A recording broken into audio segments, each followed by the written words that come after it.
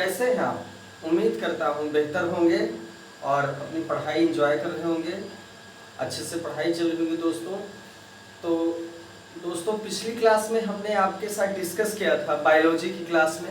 आपका स्वागत है, मैं बायोलॉजी की क्लास लूँगा आज। और दोस्तों जो है इसमें पिछली क्लास में जो हम लोगों ने पढ़ा था बहुत ही इम्पोर्टेंट टॉपिक को देखा था, जो था पोषक पदार्थ। ठीक है, हमने मानव स्वास्थ्य एवं पोषण से शुरू किया था, जिसमें जो है पोषक तत्वों के बारे में हम लोग पढ़ रहे थे कि कौन कौन से महत्वपूर्ण पोषक तत्व होते हैं, उनके क्या कार्य होते हैं, अलग अलग उनका किस तरह विभाजन किया जाता है। ऊर्जा देने वाले अलग होते हैं, शरीर की संरचना को और मरम्मत करने वाले अलग होते हैं, जो भी आनुवंशिक गुणों के पदार्थ को बनाते हैं उनका काम अलग होता है। तो इस तरह जो है कई प्रकारों के बारे में हमने देखा था। और हम पढ़ रहे थे दोस्तों पहले पोषक पदार्थ के बारे में, जो ऊर्जा उत्पादन था, जिसको हम कार्बोहाइड्रेट कहते हैं, उसके बारे में हमने देखा था। और कुछ चीज़ें उसमें जो है बची हुई थी, वो चीज़ें पढ़ा के हम एक नए टॉपिक से शुरू करेंगे। तो कार्बोहाइड्रेट हमने पिछली क्लास में जो पढ़ा था उसमें उसके कार्य से चीज़ें छूटी थी, बाकी सब हो गया था। कार्बोहाइड्रेट, तो आज हमको देखना है कार्बोहाइड्रेट के कार्य। कार्बोहाइड्रेट के क्या कार्य होते हैं दोस्तों, इसी चीज को हमको देखना है। ठीक है, तो दोस्तों कार्बोहाइड्रेट के कार्य में सबसे पहले आप ये चीज जान लीजिए कि इस शब्द के साथ एक चीज याद रखिए, कार्बोहाइड्रेट ऊर्जा के लिए जाना जाता है, एनर्जी के लिए जाना जाता है। इसी से रिलेटेड इसका जो है कार्य है, और ये कई रूपों में होता है। जैसे आपने मोनोसेकेराइड, डाइसेकेराइड, पॉलीसेकेराइड देखा ही था। हम आपको बताएंगे कि जो कार्बोहाइड्रेट होता है ये ऊर्जा देता है, लेकिन दो तरीके से देता है। एक तो दोस्तों ये ऊर्जा जो देता है, एक तो ये जो ऊर्जा प्रदान करता है दोस्तों, वो होती है त्वरित ऊर्जा। ठीक है, वो कैसी ऊर्जा होती है? त्वरित ऊर्जा होती है। आइए देखते हैं। एक तो त्वरित ऊर्जा के रूप में ऊर्जा प्रदान करता है, त्वरित ऊर्जा उत्पादक, इंस्टेंट एनर्जी जिसको बोलते हैं। और दूसरा क्या करता है? संचित ऊर्जा। संचित ऊर्जा मतलब स्टोर्ड एनर्जी। कहने का मतलब दोस्तों, जैसे कार्बोहाइड्रेट का अगर ग्लूकोज फॉर्म हम लेते हैं तो जब भी उसको हम ग्रहण करते हैं तुरंत हमें इंस्टेंट एनर्जी मिल जाती है। ठीक है, और इसी कार्बोहाइड्रेट का एक रूप होता है संचित ऊर्जा। जब हम एक्सेस कार्बोहाइड्रेट गेन कर लेते हैं तो यकृत में वो ग्लाइकोजन के रूप में संचित हो जाता है, जो इमरजेंसी में हमारे काम आता है। जब हमारे शरीर में ऊर्जा का अभाव होता है तो ग्लाइकोजन जो है ग्लूकोज के अणु में विखंडित होकर हमें ऊर्जा प्रदान करता है। तो ये कहने का मतलब ऊर्जा उत्पादक तो है ही, एक तरह से ये त्वरित ऊर्जा भी देता है और संचित ऊर्जा भी प्रदान करता है। ठीक है, महत्वपूर्ण काम इसका ऊर्जा देना है। क्लियर हुआ? चलिए आइए इसका दूसरा काम देखते हैं दोस्तों। ये जो स्टार्च के रूप में भी होता है, जिसको हम मंड कहते हैं। क्या कहते हैं? मंड। ग्लाइकोजन के रूप में, ग्लाइकोजन के रूप में जो कहाँ संचित रहता है दोस्तों? यकृत में संचित रहता है। ठीक है, ग्लाइकोजेनेस प्रक्रिया होती है, उसके द्वारा वो ग्लाइकोजन में बदल जाता है।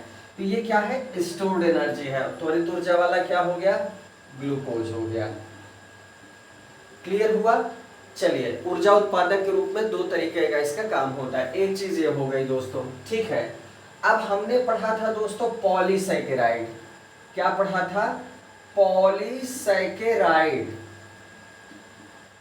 पॉलीसैकेराइड का सीधा सा मतलब था कि जिसमें बहुत सारे अणु होते हैं, मतलब 10 अणु से कई हजार अणु हो सकते हैं ग्लूकोज के। कहने का मतलब इसमें क्या है कि ये जो होता है इसका एक अपना अलग काम होता है। पॉलीसैकेराइड क्या बनाता है दोस्तों?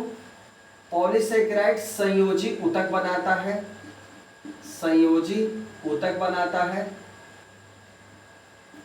और क्या बनाता है? कोशाकला। अभी हम बता रहे हैं आपको कि ये किस तरह होता है। देखिए, कार्बोहाइड्रेट के जो बहुत सारे अणुओं का भाग होता है, बहुत सारे अणुओं का रूप होता है, वो होता है पॉलीसैकेराइड। ये क्या करता है? जीवों के शरीर में जो है जो संयोजी ऊतक होते हैं ऊतक में मैंने आपको ये चीज़ पढ़ाई है। संयोजी ऊतक जो होते हैं दोस्तों वो कनेक्टिव टिश्यूज होते हैं, वो एक दूसरे अंगों से, अंग तंत्रों से, ऊतकों से, कोशिकाओं से एक दूसरे को आपस में जोड़ते हैं। तो ये जो कनेक्टिव टिश्यूज हैं इनके निर्माण में कौन भाग लेता है? पॉलीसेकेराइड भाग लेता है। कोशाकला, जो कोशाकला होती है या कोशिकाओं के ऊपर की जो परत होती है दोस्तों, त्वचा के ऊपर की जो परत होती है, ये भी किससे निर्मित होती है? इसके निर्माण में किसका योगदान होता है? पॉलीसेकेराइड का, ठीक है। और पॉलीसेकेराइड किस चीज का एक रूप है? कार्बोहाइड्रेट का। मोनोसेकेराइड, डाइसेकेराइड, पॉलीसेकेराइड, ये हम लोग अच्छे से पढ़ चुके हैं। चलिए दोस्तों अब अगला देखते हैं इसका कार्य, ठीक है। आपने शुरू में ही देखा था कि डीएनए और आरएनए क्या होते हैं, ये अणु क्या होते हैं दोस्तों? डीएनए और आरएनए, ये दोस्तों आनुवंशिक पदार्थ हैं, ठीक है। ये आनुवंशिक पदार्थ हैं जो आनुवंशिक गुणों को एक पीढ़ी से दूसरी पीढ़ी में स्थानांतरित करते हैं। इनके संश्लेषण में भी कार्बोहाइड्रेट की भूमिका होती है, और किस कार्बोहाइड्रेट की? मोनोसेकेराइड की। हमने ये चीज देखी थी, मोनोसेकेराइड में ये जो है संश्लेषित होते हैं, ठीक है, डीएनए और आरएनए। क्लियर हुआ? तो मतलब आनुवंशिक पदार्थों के भी निर्माण में कार्बोहाइड्रेट का योगदान होता है। डीएनए आरएनए बने किस चीज के होते हैं? प्रोटीन के, ठीक है। आगे बढ़ते हैं दोस्तों, आगे हमको क्या देखना है? अब देखिए पादपों की जो कोशिका भित्ति होती है दोस्तों, ये देखिए पादप है, इनके ऊपर की एक परत होती है दोस्तों, ये है कोशिका भित्ति। कोशिका भित्ति, ध्यान दीजिएगा दोस्तों, कोशिका भित्ति सिर्फ जो है पादपों में पाई जाती है, जंतुओं में कोशिका झिल्ली पाई जाती है, कोशिका भित्ति नहीं पाई जाती। कोशिका भित्ति जो होती है ये किस चीज की बनी होती है? सेल्यूलोज की। किसकी बनी होती है? सेल्यूलोज की। जैसे आप किसी वृक्ष को देखते हैं तो उसकी मोटी एक चर्म की परत होती है, आप उसको निकालेंगे तो वो अलग से निकल जाएगी। आप देखते होंगे दोस्तों जो है सन, पटसन, इनकी एक पूरी जो है स्किन ही निकल आती है जो रेशे बनाने में इस्तेमाल होती है। बहुत लंबी वो कोशिका भी होती है, जब कोशिका के टॉपिक में हम पढ़ रहे थे आपको बताए थे। तो आप ये समझिए बनी किस चीज की होती है? सेल्यूलोज की बनी होती है। ये सेल्यूलोज जो होता है इसका पाचन मनुष्य के शरीर में नहीं होता, लेकिन इस सेल्यूलोज का पाचन जो रुमंथी जीव है, शाकाहारी जीव है, चरने वाले जीव हैं, उनके शरीर में सेल्यूलोज का पाचन होता है, इसलिए वो लोग घास खाते हैं। उनके रूमेंस में या आंत के एक हिस्से में रूमेंस में जो है क्या होता है? जीवाणु होते हैं। कुछ जीवाणु बैक्टीरियाज पाए जाते हैं जो क्या करते हैं? सेलुलोज का पाचन कर देते हैं। वो हम लोगों के पेट में या और जंतु पेट में नहीं पाए जाते। क्लियर हुआ? तो सेलुलोज अगर हम खाते हैं तो क्या होता है? आपने देखा होगा जब हम हरी पत्तेदार सब्जियां या ढेर सारे ऐसे पादप के जो भी पार्ट्स होते हैं उनको खाते हैं तो क्या होता है दोस्तों? वो पचते नहीं है, दरअसल वो क्या होता है? फाइबर का काम करते हैं। जो उनकी ऊपरी स्किन होती है, अंदर का पार्ट तो पच जाता है, डाइजेस्ट हो जाता है, लेकिन जो उनका सेलुलोज पार्ट होता है वो हमारे शरीर में फाइबर का काम करता है। वो जो भी अपशिष्ट पदार्थ या टॉक्सिक पदार्थ होते हैं उनको लपेट के उनको एक जो है पूरी तरह से एक गुच्छा बना के वो शरीर से या पेट से बाहर निकालने में मदद करता है। इसीलिए जो है फाइबर की एक निश्चित मात्रा लेना आपके लिए आवश्यक है भोजन में, ठीक है। चलिए वापस आते हैं सेलुलोज पे। तो सेलुलोज जो होता है इसी की बनी होती है पादपों की कोशिका भित्ति। क्लियर हुआ? चलिए दोस्तों आगे बढ़ते हैं, आगे बढ़ते हैं। ये तो आपने समझ लिया, कहने का मतलब पादपों की कोशिका भित्ति जो होती है, पादपों की कोशिका भित्ति, कोशिका भित्ति किसकी बनी होती है दोस्तों? ये बनी होती है सेलुलोज की। क्लियर हुआ? सेलुलोज की बनी होती है। ये भी किसका भाग है? ये है कार्बोहाइड्रेट का। सेलुलोज किसका भाग है दोस्तों? कार्बोहाइड्रेट का। और कार्बोहाइड्रेट में किस तरह का कार्बोहाइड्रेट है? पॉलीसेकेराइड। किसमें है ये? पॉलीसेकेराइड के रूप में है। क्लियर हुआ? चलिए दोस्तों आगे देखते हैं। आगे हमको जो इनके कार्य में देखना है वो क्या देखना है? इसका नोट्स जरूर बना लीजिए दोस्तों, ये सब काम आएगा, ठीक है। ये पॉइंट्स जो है आपको बहुत काम आने वाले हैं, तो इनका एक नोट्स जरूर बना लीजिए। चलिए आगे देखते हैं दोस्तों, इसका और कार्य क्या है, महत्वपूर्ण कार्य क्या है कार्बोहाइड्रेट का। अब देखिए दोस्तों, आपको पता है कि ये क्या करता है? ऊर्जा प्रदान करता है कार्बोहाइड्रेट। लेकिन हमने आपको ये भी बताया है कि अगर कार्बोहाइड्रेट की पर्याप्त आपूर्ति नहीं है भोजन में तो क्या होगा, तो ऊर्जा उत्पादन के लिए क्या होगा, ऊर्जा जरूरत है शरीर को, तो क्या होगा, शरीर में संचित है मान लीजिए थोड़ी बहुत ग्लाइकोजन, लेकिन वो बहुत अधिक मात्रा में नहीं होती, उसी से काम चल जाएगा। तो इसके बाद होता क्या है, अगर हमारे पास कार्बोहाइड्रेट उपलब्ध नहीं है शरीर को तो क्या होगा दोस्तों, प्रोटीन और वसा जो होते हैं ये भी ऊर्जा के द्वितीय तृतीय स्रोत होते हैं। तो आप समझिए कि कार्बोहाइड्रेट क्या करता है, प्रोटीन और वसा को अन्य कार्यों के लिए सुरक्षित रखता है कि आप लोग अपना काम करो, हम ऊर्जा देने का काम कर रहे हैं। जब कार्बोहाइड्रेट की कमी हो जाती है, आवश्यकता से अधिक कमी हो जाती है दोस्तों, तो प्रोटीन जो है और ऊर्जा देने में प्रयुक्त होने लगता है और सारे काम जो है बाधित हो जाते हैं। वसा के साथ भी यही होता है। तो कहीं ना कहीं इसका एक कार्य हम कह सकते हैं कि प्रोटीन और वसा को अन्य महत्वपूर्ण कार्यों के लिए सुरक्षित रखना, कार्यों के लिए सुरक्षित रखना। क्लियर हुआ? ठीक है, एक इसका यह भी महत्वपूर्ण काम है। ठीक है, तो चलिए इसके महत्वपूर्ण काम हो गए दोस्तों। अब लास्ट में इसके बारे में हम एक चीज देखेंगे, वो ये है कि अगर जो है इसकी कमी हो जाए या इसकी अधिकता हो जाए, दोनों स्थितियों में देखेंगे तो शरीर में क्या विकार हो सकता है। ठीक है, कार्बोहाइड्रेट की कमी से या अधिकता से। कमी से सबसे पहले देखेंगे कि अगर कमी हो जाती है तो क्या समस्या आएगी। अगर कार्बोहाइड्रेट की कमी हो जाती है तो क्या समस्या आएगी। ठीक है, चलिए देखा जाए। सबसे पहली चीज, कार्य करने की क्षमता में कमी। कार्य करने की क्षमता में कमी। दोस्तों आपको पता है ये ऊर्जा उत्पादक है, तो अगर बहुत कमी हो जाएगी तो आपके शरीर में एनर्जी ही नहीं रहेगी, तो कार्य करने की क्षमता तो अपने आप कम हो जाएगी। तो ये पहली प्रमुख बात है, कार्य करने की क्षमता में कमी। दूसरी प्रमुख बात देख लेते हैं क्या है दोस्तों, वजन में कमी। वजन में कमी क्या होगा, अगर हम ऊर्जा जो है कम लेंगे, कार्बोहाइड्रेट्स कम लेंगे, तो फैट जो होता है दोस्तों वो भी टूट के क्या करेगा, हमें ऊर्जा प्रदान करेगा। प्रोटीन भी टूट के हमें ऊर्जा प्रदान करेगा। तो इससे क्या होता है, शरीर जो होता है दोस्तों हल्का होने लगता है, वजन उसका कम होने लगता है। क्लियर हुआ? तो वजन में कमी आ जाती है। तीसरा जो पॉइंट है दोस्तों वो क्या है, तीसरा पॉइंट है नाड़ी संस्थान। मान लीजिए अगर कमी हो गई तो प्रोटीन अगर ऊर्जा के लिए इस्तेमाल हो रहा है, ऊर्जा के रूप में प्रयुक्त होता है, तो फिर क्या होगा, यकृत संस्थान में गड़बड़ी आएगी। यकृत के कार्य में और नाड़ी संस्थान के कार्य में, नाड़ी संस्थान, इन दोनों में क्या होता है, विकार उत्पन्न हो जाता है। अगर हम कार्बोहाइड्रेट कम लेते हैं तो क्या होगा, देखिए वजन में कमी क्यों आएगी आपको पता है, फैट जो है टूट के जो है ऊर्जा में बदलेगा तो वजन में कमी आएगी। यहाँ पर तीसरा पॉइंट ये बताता है कि प्रोटीन में कमी आएगी। प्रोटीन टूट के क्या करेगा, ऊर्जा देने का काम करेगा, तो प्रोटीन की कमी हो जाएगी तो क्या होगा, यकृत ठीक से फंक्शन नहीं करेगा। जो लीवर होता है दोस्तों ठीक से फंक्शन नहीं करेगा क्योंकि उसके फंक्शन के लिए प्रोटीन आवश्यक होता है। ठीक है, नाड़ी संस्थान जो नर्वस सिस्टम होता है उसको अच्छे से प्रॉपर काम करने के लिए दोस्तों प्रोटीन की आवश्यकता होती है। तो जाहिर सी बात है उसमें डिस्टर्बेंस आना शुरू हो जाएगा। तो ये इसकी मुख्य जो है प्रॉब्लम्स है जिसकी वजह से जो है ये समस्या पैदा होती है अगर कार्बोहाइड्रेट्स हम कम मात्रा में लेते हैं। ठीक है, चलिए ये तो कमी हो गई दोस्तों। अब हम देखेंगे कि अगर कार्बोहाइड्रेट अधिक हो जाए, आवश्यकता से अधिक हो जाए, तब क्या सिचुएशन होगी। आइए देख लेते हैं दोस्तों। अधिकता, अगर जो है कार्बोहाइड्रेट की अधिकता हो गई तब क्या होगा।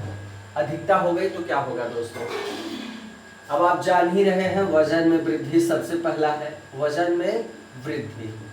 ठीक है, वजन में क्या होगी दोस्तों, वृद्धि होना शुरू हो जाएगी क्योंकि बहुत ज़्यादा कार्बोहाइड्रेट आप जब लेना शुरू करेंगे तो इससे क्या होगा, फैट जो है पूरी तरह से बचा रहेगा और जरा सा भी आप फैट लेंगे वो स्टोर होना शुरू हो जाएगा, वजन बढ़ना शुरू हो जाएगा।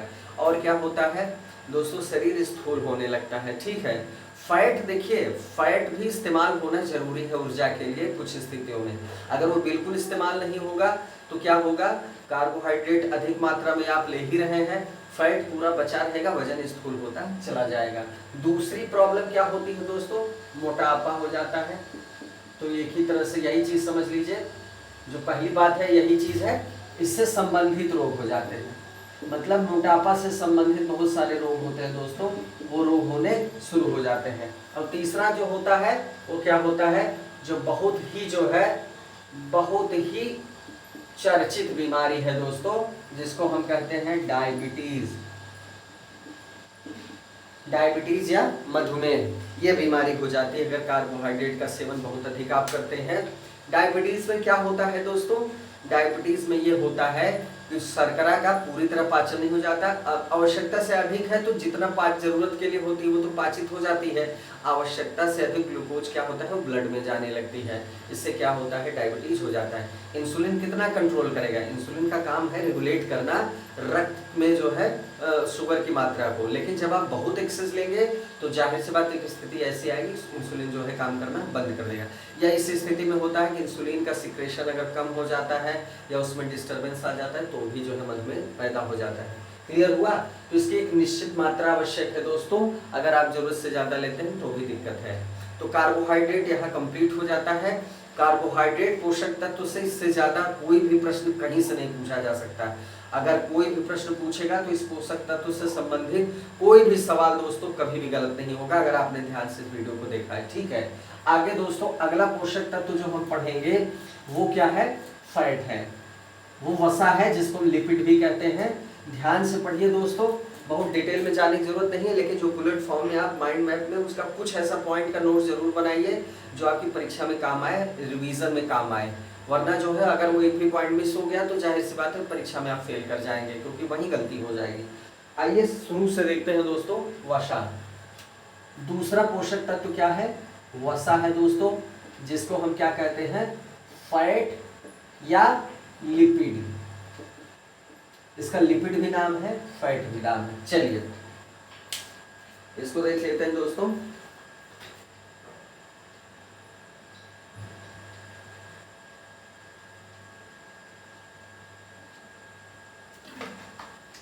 आइए दोस्तों वसा पढ़ा जाए। अब चलिए, अभी तक हमने देखा दोस्तों कार्बोहाइड्रेट देखा, अब देखिए वसा देखते हैं। वसा में भी कार्बन, हाइड्रोजन और ऑक्सीजन होता है। इसका जो संघटन है पहले इसको समझेंगे।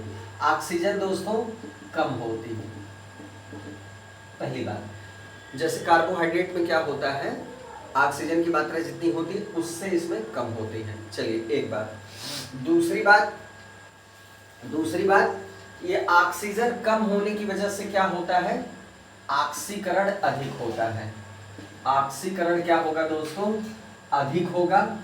ध्यान दीजिएगा, अगर किसी पदार्थ में ऑक्सीजन कम होगी तो ऑक्सीकरण अधिक होगा।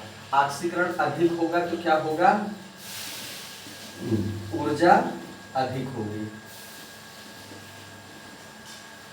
ऊर्जा अधिक होगी, वसा से अधिक ऊर्जा मिलती है दोस्तों, ये पहले यही समझ लीजिए।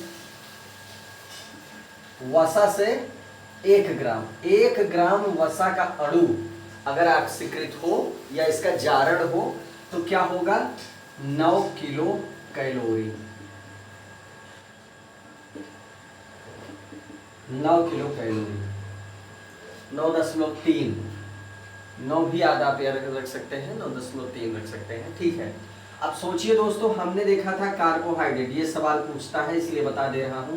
कार्बोहाइड्रेट से कितनी मिलती है, 4.2 या 4 भी लिखा रहता है कहीं कहीं, लगभग जो है 4 या 4.2 आप कह सकते हैं किलो कैलोरी। ठीक है, किलो कैलोरी। दोस्तों यही ऊर्जा मिलती है प्रोटीन से भी, मतलब प्रोटीन का और कार्बोहाइड्रेट का जो ऊष्मा या ऊर्जा मान है वो समान है, और इसके जस्ट डबल जो है होता है वसा का मान, ये आप याद रख लीजिएगा। 9.3 किलो या 9 किलो जो है कैलोरी मिलती है वसा से, और कार्बोहाइड्रेट और प्रोटीन से कम मिलती है, इसका जस्ट आधा। मतलब अगर 1 ग्राम वसा लेते हैं तो आपको ज़्यादा एनर्जी मिलेगी। क्लियर हुआ? चलिए, ये मुख्य बातें हो गई, वसा के बारे में बेसिक जानकारी हो गई। ठीक है, अब आइए दोस्तों देखते हैं ये वसा होती क्या है। ये क्या है? ये तैलीय, ये क्या होती है? तैलीय या चर्बी युक्त या चिकनाई, इसको कुछ भी कह सकते हैं। चाहे चिकनाई वाले घटक कहिए, चाहे चर्बी युक्त घटक कहिए, या तैलीय घटक कहिए, घटक। क्लियर हुआ? ठीक है, ये जो वसाएं होती क्या होती है? तैलीय या चर्बी युक्त या चिकनाई वाले घटक होते हैं या लिपिड होते हैं। ठीक है, चलिए ये इनकी परिभाषा हो गई, इनके बारे में बेसिक इंफॉर्मेशन आपको पता हो गई। आइए आगे बढ़ते हैं, इनके बारे में और महत्वपूर्ण बातें देखते हैं दोस्तों। ठीक है, आइए कुछ और महत्वपूर्ण बातों के बारे में हम आपसे डिस्कस करें। ठीक है, बाप रे। चलिए, जल में क्या होती है? जल में पूर्णतया अघुलनशील होते हैं, पूर्णतया अघुलनशील। दोस्तों आपने देखा होगा तेल जल में कहाँ घुलता है? तेल को आपने जल में घुलते हुए देखा है? बिल्कुल अलग हो जाता है। तो ये तेल ही तो है ना। ये क्या है? चिकनाई युक्त जो है, चर्बी युक्त ये घटक है। तो ये क्या है? जल में पूर्णतः अघुलनशील होते हैं। सबसे पहली बात, कार्बोहाइड्रेट घुलनशील होता है दोस्तों। चलिए, एक बात। दूसरी बात, लेकिन अगर कुछ कार्बनिक विलायक ऐसे हैं इनमें घोला जाए, कार्बनिक विलायक कौन कौन से आते हैं दोस्तों? क्लोरोफॉर्म है, एल्कोहल है, क्या है? एल्कोहल है, बेंजीन है, ये सब क्या है? कार्बनिक विलायक हैं। अगर आप इनमें इनको घोलते हैं तब क्या होगा? घुलनशील हो जाएंगे, मतलब घुल जाएंगे। क्लियर हुआ? लिपिड्स जो होते हैं, वसा जो होती है, फैट जो होता है दोस्तों, जल में अघुलनशील होता है, और कार्बनिक विलायकों जिसमें ये सारे विलायक हैं इनमें क्या होता है? घुलनशील होता है। चलिए, एक चीज और पता चल गई आपको। अब और क्या समझना है आपको? और क्या समझना है? अब देखिए, इनके बारे में हमको ये देखना है कि इनके स्रोत क्या है। इनके स्रोत के आधार पे इनका विभाजन है। आइए देखा जाए दोस्तों वसा के बारे में। ठीक है, एक तो इनके स्रोत है दोस्तों, स्रोत। पहला है स्रोत दोस्तों वनस्पति, और दूसरा स्रोत क्या है? जंतु। मतलब ये वनस्पतियों से भी प्राप्त होते हैं और जंतुओं से भी प्राप्त होते हैं। क्लियर हुआ? वनस्पतियों से भी प्राप्त होते हैं, जंतुओं से भी प्राप्त होते हैं। अब देखिए दोस्तों, सबसे पहले हम वनस्पति वाला देखेंगे कि वनस्पति से कौन कौन से फैट प्राप्त होते हैं। चलिए आइए देखते हैं। पादप वसाएं, अधिकांश पादप वसाएं क्या होती हैं दोस्तों? तेल होती हैं। क्या होती हैं? तेल होती हैं। और बहुत महत्वपूर्ण बात, असंतृप्त होती हैं,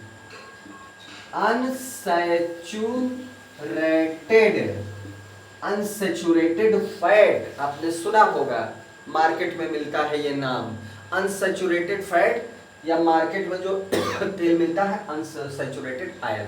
अब देखिए, इस शब्द से बहुत अच्छे से परिचित हो लीजिएगा, कंफ्यूजन ना हो, हमेशा के लिए आपको समझ में आ जाए।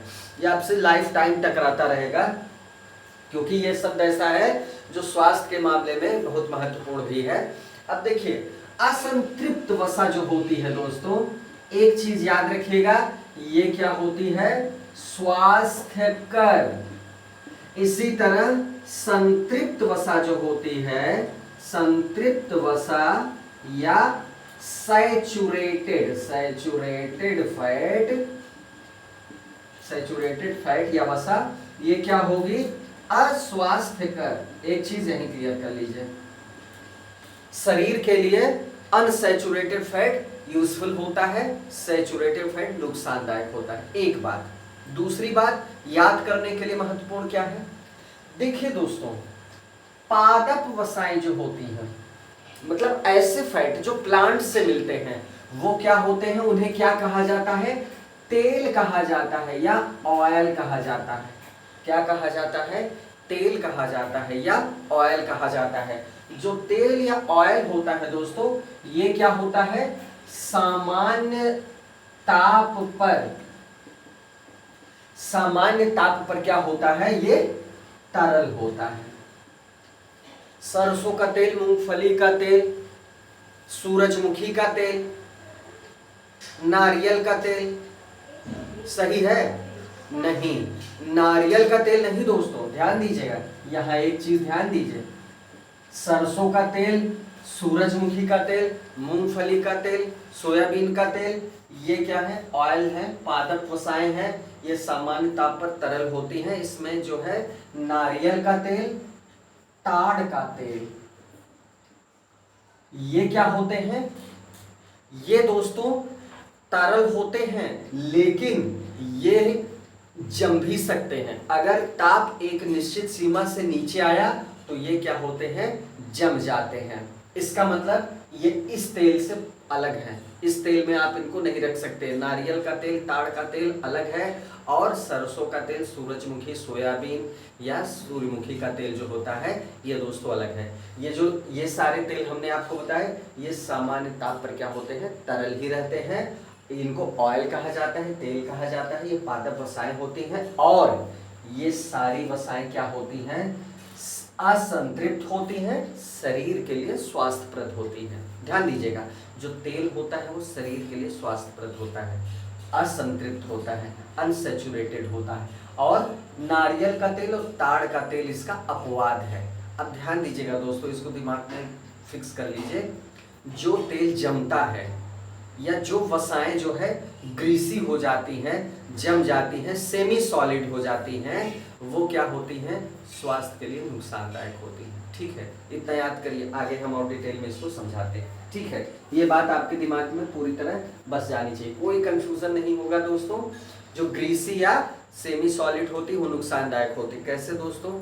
जो आर्टरीज होती हैं, धमनी होती हैं, उनमें कोलेस्ट्रॉल का जमाव होने लगता है। ठीक है, उनके ज़्यादा कंजम्पशन से, उनके ज़्यादा इस्तेमाल से क्या होता है? उनको जो है वहाँ पर वो कोलेस्ट्रॉल के रूप में जमने लगते। फिर क्या होगा? हाई ब्लड प्रेशर होगा, शरीर में जो है नसों में अगर खून जो है ठीक से फ्लो नहीं कर पाया तो हार्ट को ज़्यादा प्रेशर लगाना पड़ेगा और हार्ट फेल भी हो सकता है। ठीक है, चलिए आइए देखते हैं दोस्तों। यहाँ आपको हमने ये समझा दिया, ये हमने समझा दिया असंतृप्त वसा वनस्पति तेल।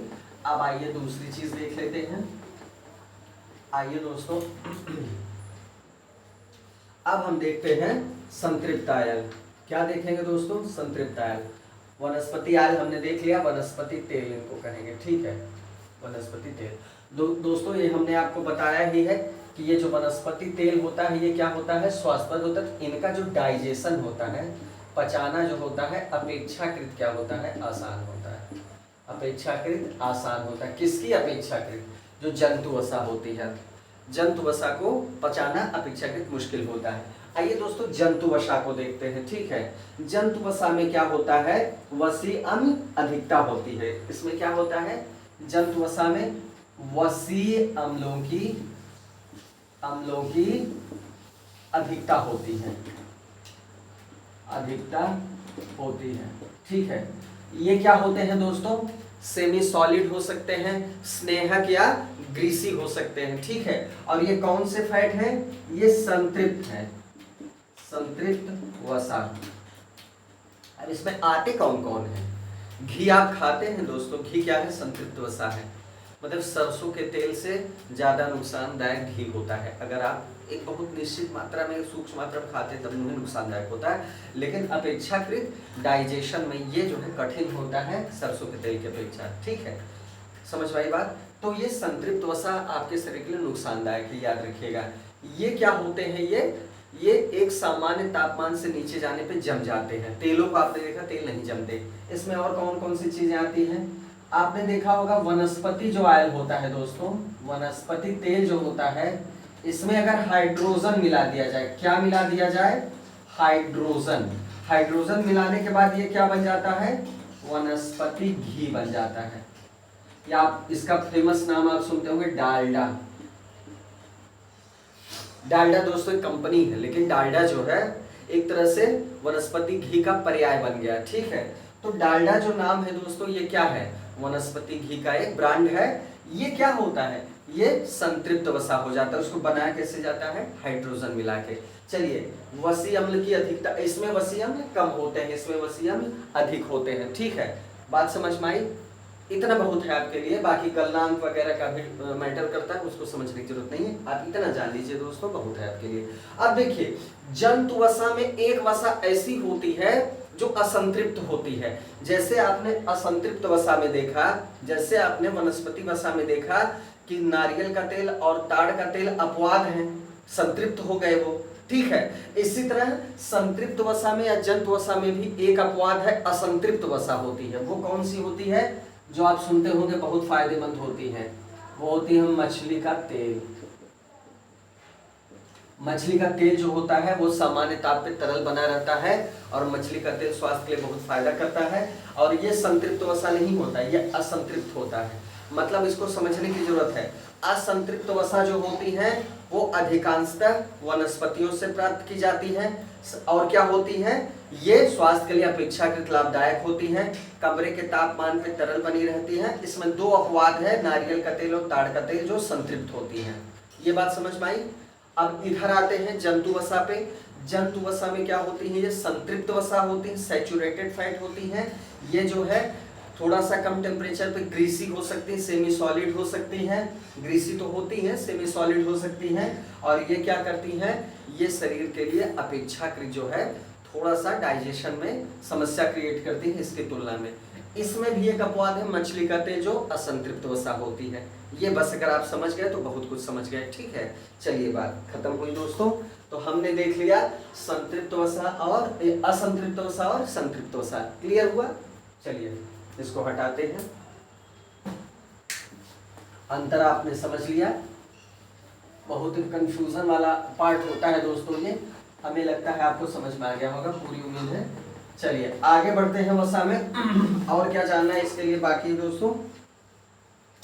वसा टूटती है तो ये तो पता ही आपको, वसा के टूटने से भी ऊर्जा मिलती है। और आपको इसका मान भी पता चल गया कि वसा का मान जो होता है प्रोटीन और कार्बोहाइड्रेट से अधिक होता है। चलिए, क्लियर हुआ? ठीक है। अब देखिए दोस्तों, ये क्या होता है, वसी ऊतक होते हैं। वसी ऊतक, जिनको कहते हैं एडिपोस टिश्यूज। ये क्या होते हैं दोस्तों? देखिए, अब आप देखते हैं ना, पेट के पास चर्बी है, बहुत जगह आप देखते होंगे वसा जो है का जमाव होता है। एडिपोस टिश्यूज यही होते हैं, एडिपोस टिश्यूज में वसा का जमाव होता है, स्टोरेज होता है। तो दोस्तों, वसा ही नहीं, बहुत सारे पाचक पदार्थ होते हैं, बहुत सारे पोषक तत्व होते हैं, जब वो शरीर में यूज हो जाते हैं, उनका कंजप्शन हो जाता है, तो जो बचता है, बहुत सारे पोषक तत्वों से जो है जो बचता है वो किस में कन्वर्ट हो जाता है, वो फैट में कन्वर्ट होके एडिपोस टिश्यूज, जो वसी ऊतक है, एडिपोस टिश्यूज है, वहां पर स्टोर हो जाता है। आप देखते होंगे शरीर में जहां जहां आपके फैट होता है वो एडिपोस टिश्यूज में होता है। प्रकृति की एक अलग व्यवस्था है दोस्तों, इसके लिए एक लंबी कहानी है, शॉर्ट में मैं बता दूं आपको। ये होता क्या है, प्रकृति में पहले लोगों को भोजन इतनी आसानी से नहीं मिलता था। आदि मानव काल था दोस्तों जब, तो उस समय क्या था, प्रकृति की ऐसी संरचना थी कि भोजन इतनी आसानी से उपलब्ध नहीं था। आज तो आपके पास बहुत सारे विकल्प हैं और बहुत मुश्किल नहीं है, तो भोजन जो है आपको प्राप्त हो जाता है, भूख से आप नहीं मर सकते। लेकिन एक समय था दोस्तों, शिकार पर निर्भर थे और शिकार के लिए भी कठिन संघर्ष था। तो उस समय क्या था दोस्तों, उस समय ये स्थिति थी कि भोजन जरूरी नहीं कि मिले ही। तो ऐसी स्थिति में प्रकृति ने क्या किया, जैसे मान लीजिए हाथी का शिकार किया, 10 लोगों ने मिलकर हाथी का शिकार किया, कुछ दिन के लिए तो उनको भोजन पर्याप्त मिल गया, खूब पेट भर के छक के खाया, लेकिन उसके बाद कई कई दिन तक भोजन नहीं मिलता था। तो ऐसी स्थिति में प्रकृति ने एक युक्ति सोची। प्रकृति का जो सिस्टम है दोस्तों बहुत ही मजेदार है। ये जो संचय की प्रवृत्ति है शरीर में, वसा के। ये इसी वजह से है, प्रकृति ने उसको स्टोर करना शुरू किया कि आज पोषक तत्व तो खूब मिला है, वसा खूब मिली है, तो आज इसको स्टोर कर लेते हैं, आज इसको भंडारित कर लेते हैं। जब भोजन नहीं मिलेगा तो इन्हीं को जो है तोड़ के हम ऊर्जा को प्राप्त करेंगे। ये उसी कॉन्सेप्ट का परिणाम है। जो फैट हम देखते हैं आज हमें बुरा लगता है, आज हमें उससे उलझन होती है, लेकिन ये कहीं ना कहीं बहुत हजारों साल से प्रकृति की एक ऐसी व्यवस्था बनी है जो इमरजेंसी में काम भी आती है। वसा का जो संग्रहण होता है दोस्तों, 12 हफ्ते तक आप जीवित रह सकते हैं। अगर जो है एक सामान्य शरीर है आपका, तो बिना भोजन का 12 सप्ताह तक जिंदा रह सकते हैं। ठीक है। ग्लाइकोजन जो आपने पढ़ा, कार्बोहाइड्रेट में जो ग्लाइकोजन होता है वो भी यकृत में संचित होता है, लेकिन वो आधा दिन भी अगर आप भूखे रहेंगे तो खत्म हो जाएगा, उसकी मात्रा ज्यादा नहीं होगी। लेकिन फैट जो होता है ये 12 हफ्ते तक आपको जिंदा रख सकता है। सोचिए कितनी काम की चीज है। चलिए आगे बढ़ते हैं। ये किस में संचित होता है? आवश्यकता से अधिक जो है वसा एडिपोज टिश्यूज में संचित हो जाती है। क्लियर हुआ दोस्तों?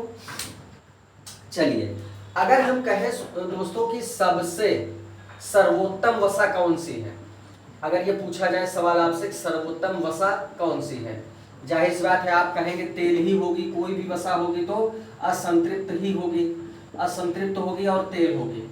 कुसुम तेल जो होता है दोस्तों, कुसुम तेल सबसे स्वास्थ्यप्रद जो है तेल या वसा होती है भोजन के लिए। ठीक है।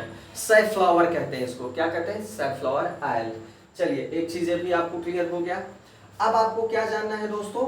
अब जानना है कि रिफाइन तेल को जानते हैं, ये आज जो है बहुत प्रचलित तेल है। रिफाइंड तेल करता क्या है दोस्तों? रिपोर्ट्स आप पढ़ते हुए समाचार पत्रों में, कभी होता है ये फायदेमंद होता है, कभी नुकसानदायक होता है, लेकिन ये होता है असंतृप्त आयल। क्या होता है? असंतृप्त होता है, ये रिफाइन होता है। तो ये क्या करता है दोस्तों? शरीर के लिए लाभदायक होता है अगर एक निश्चित सीमा में इसका इस्तेमाल करते हैं। वैसे कई रिपोर्ट्स में ये होता है कि नुकसानदायक होता है। चलिए, ये अलग मुद्दा है। आइए दोस्तों आगे देखते हैं हम। फैट का जो सिस्टम है ये हमारा लगभग कंप्लीट है। एक दो चीजें और समझ लेते हैं इसमें, फैट में जो बहुत महत्वपूर्ण है। ये सारी चीजें आप नोट कर लीजिएगा दोस्तों। देखिए, एक शब्द और है कोलेस्ट्रॉल, जिससे परिचित होना आपके लिए आवश्यक है। कोलेस्ट्रॉल।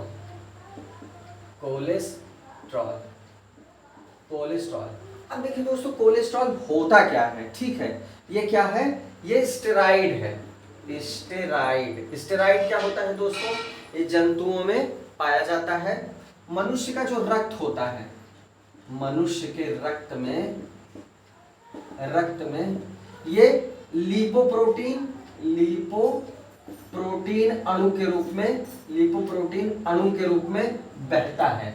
जैसे मनुष्य का जो रक्त होता है तो ये रक्त में उपस्थित होता है, एक स्टेरॉइड है। ये क्या करता है दोस्तों? लिपोप्रोटीन के रूप में फ्लो करता है। ठीक है। एक बात ये समझ लीजिए, किसके रूप में? ये सवाल डायरेक्ट पूछा गया है दोस्तों। खून में जो है कोलेस्ट्रॉल किस तरह संचरित होता है? तो लिपोप्रोटीन के रूप में संचरित होता है। क्लियर हुआ? ये बात आप याद रखिएगा। दूसरी बात, ये क्या होता है?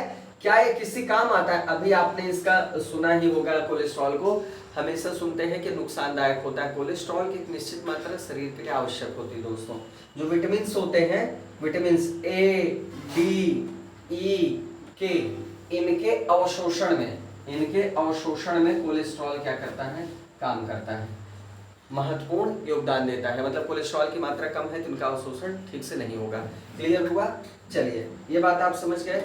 अब देखिए दोस्तों, कोलेस्ट्रॉल जो होता है अगर इसकी अधिकता हो जाए तो ये धमनी में क्या करेगा? ब्लड के फ्लो को रोक देगा। जैसे आप देखिए, ये धमनी का एक चित्र है। अब इसमें ब्लड क्या कर रहा है? फ्लो कर रहा है। इसमें क्या कर रहा है? रक्त बह रहा है। अब मान लीजिए इसकी भीतरी दीवार है, ये इसकी भीतरी दीवार पे ऐसे मान लीजिए कोलेस्ट्रॉल का जमाव हो गया। मोम जैसा पदार्थ होता है दोस्तों, ठीक है, ग्रीसी पदार्थ होता है। अब मान लीजिए ये कोलेस्ट्रॉल जम गया, तो जितना रक्त जो है इस नली से गुजरता था, क्या उतना रक्त जो है गुजरेगा? नली चोक कर जाएगी, संकुचित हो जाएगी। तो अगर मान लीजिए यहाँ कोशिका या अंग है, यहाँ पर ब्लड फ्लो हो रहा था पहले सामान्य तरीके से, अब वहाँ खून कम पहुँचेगा क्योंकि नली ब्लॉकेज हो रही है। तो क्या होगा दोस्तों? हार्ट को और प्रेशर लगाना पड़ेगा। हार्ट, और यहाँ से हार्ट अगर फ्लो कर रहा है तो हार्ट और पंप करेगा, और तेजी से पंप करेगा, प्रेशर से पंप करेगा। तब ये फ्लो कर पाएगा। लेकिन अगर हार्ट ज़्यादा देर तक ये काम करेगा तो हार्ट फेल हो जाएगा, हार्ट फेल हो जाएगा, हार्ट अटैक भी आ सकता है। क्लियर हुआ? तो कहने का मतलब ये हुआ दोस्तों, ये स्थिति खतरनाक होती है। कोलेस्ट्रॉल के अधिक जमाव से क्या होता है, ये प्रॉब्लम आती है। अब कोलेस्ट्रॉल दो तरीके के होते हैं दोस्तों, दोनों हम देख लेते हैं। कोलेस्ट्रॉल क्या होता है, दो तरीके का होता है। कोलेस्ट्रॉल ये होता है दोस्तों, एक LDL और एक होता है HDL, low density lipoprotein. LDL का मतलब होता है दोस्तों लो डेंसिटी, मतलब कम घनत्व वाले। ये क्या होता है, हाई डेंसिटी लिपोप्रोटीन। क्लियर हुआ? LDL जो होता है, याद रखिएगा दोस्तों, ये क्या करता है, रुधिर में कोलेस्ट्रॉल बढ़ाता है। रुधिर में कोलेस्ट्रॉल को बढ़ाता है। ये क्या काम करता है, कम करता है। अब देखिए, आपने अभी देखा रुधिर में अगर कोलेस्ट्रॉल ज्यादा होगा दोस्तों तो क्या होगा, नुकसानदायक स्थिति होगी। तो जो LDL होता है वो नुकसानदायक होता है, याद रखिएगा, कंफ्यूज मत करिएगा। और ये क्या होता है, लाभदायक होता है। LDL शरीर के लिए नुकसानदायक, HDL शरीर के लिए फायदेमंद। ठीक है, बात समझ में आ गई? चलिए दोस्तों, ये भी आपको समझ में आ गया। इसको हम बैड कोलेस्ट्रॉल कहते हैं, इसको good cholesterol. HDL good cholesterol है, LDL क्या होता है, बैड कोलेस्ट्रॉल है। तो दोस्तों इसी के साथ ये भी टॉपिक खत्म हो गया, वसा का टॉपिक खत्म हो गया। इसकी जितनी महत्वपूर्ण बातें हमने डिस्कस कर ली हैं दोस्तों, सारी चीज कंप्लीट हो गई है। ठीक है, आप कहीं भी किसी भी एग्जाम का क्वेश्चन पेपर उठा के देख लीजिए, पोषक तत्वों से संबंधित सवाल लगाइए दोस्तों, एक भी प्रश्न नहीं छूटेगा, गारंटी है एक प्रश्न नहीं छूटेगा। आप सारी चीजें देख लीजिए, बस फैक्ट को आप अच्छे से समझ लीजिए, पॉइंट्स में नोट्स बना लीजिए। तो दोस्तों आज के लिए बस इतना ही, मिलते हैं नेक्स्ट वीडियो में दोस्तों एक नए टॉपिक के साथ। जय हिंद।